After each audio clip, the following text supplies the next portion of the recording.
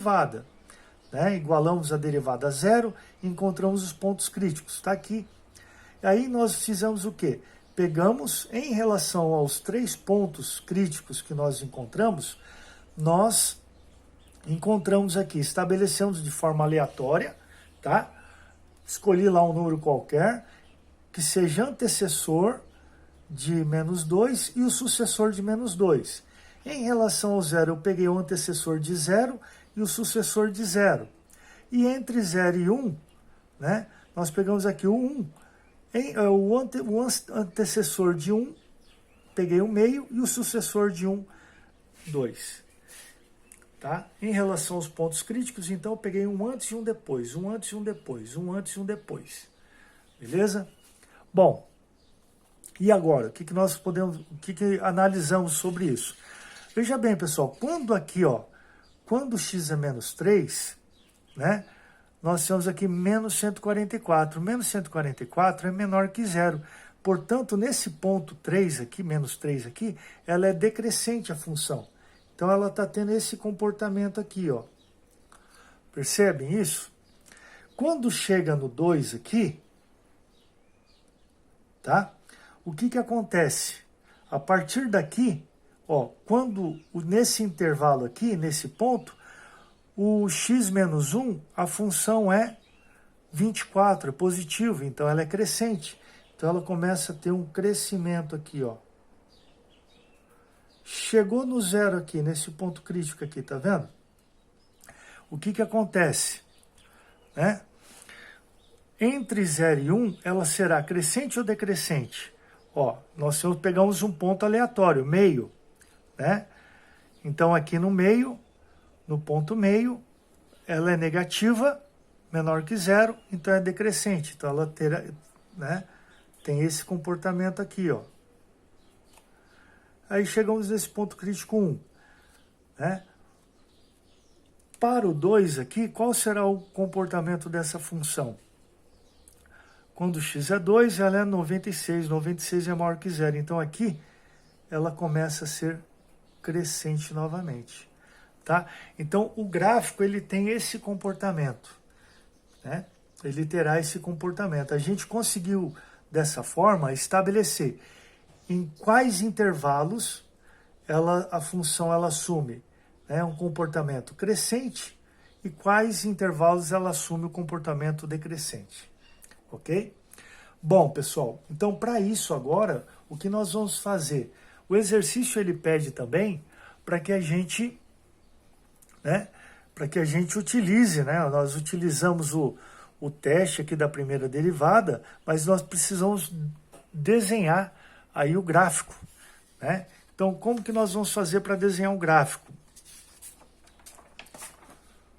Vamos lá.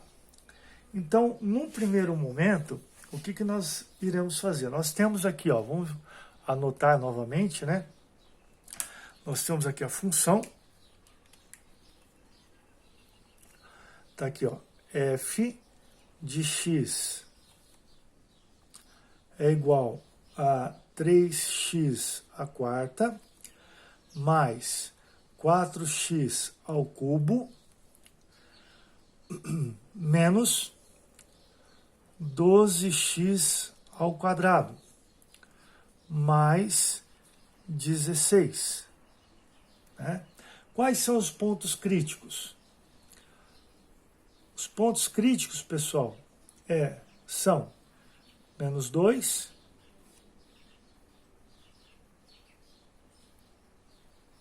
zero e 1. Esses são os pontos críticos. Ótimo.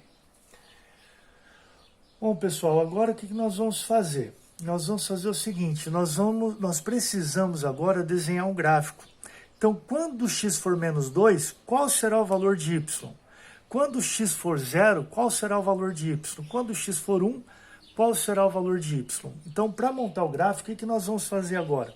Nós vamos pegar esses pontos críticos que nós encontramos aqui e vamos substituir na função, pessoal. Então, substituindo, ó, quando o x é menos 2, nós temos 3 que multiplica menos 2 a quarta, mais 4 que multiplica menos 2 ao cubo, menos 12x, 12 que multiplica menos 2 ao quadrado, aqui eu coloquei o x, mas aqui é 2 que multiplica menos 2, tá, pessoal? Ao quadrado, mais 16. Né? Resolvendo essa continha aí, eu espero que vocês confiram isso, né? O resultado é menos 16. Tá? Então aqui nós temos aqui 2 a quarta, né? Base negativa, expoente par, aqui fica mais 16, né? Aqui é menos 8, né? E aqui 4. Resolvo as multiplicações e depois a subtração e adição. Resultado 16, negativo. Agora, quando x for zero, eu substituo. Então aqui 3 vezes 0 a quarta, mais 4 vezes 0 a terceira, menos 12 vezes 0 ao quadrado, mais 16. Resolvendo isso, pessoal, onde tem 0 anulou tudo, né?